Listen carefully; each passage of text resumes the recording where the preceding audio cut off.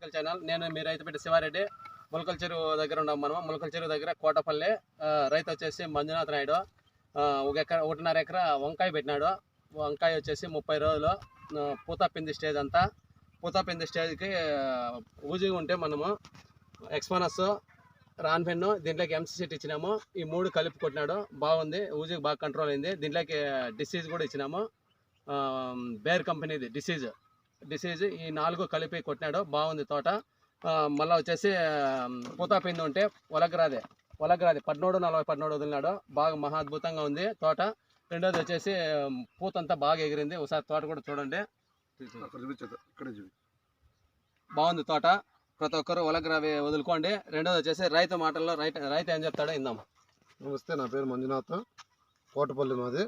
నేను మొలకల్చర్లో petrol bunk ఎదురుగా Lakshminarasimha traders Sivareddy దగ్గర తెచ్చినాను. ఈ రాన్ఫిన్ ఎక్స్పోనస్ కొట్టాను. దీనికి గ్రోతింగ్ 13 వదిలినాను. చెట్టు బ్రహ్మాండంగా వచ్చింది. దాన్ని ఇచ్చడం వల్ల ముందు కొంచెం డెవలప్మెంట్ తక్కువగా ఉన్నది. ఇప్పుడు ఇది వదిలినాక చాలా బాగుంది. అంతా ఎవరైనా మన లక్ష్మీనరసింహ ట్రేడర్స్ తీసుకొని వచ్చి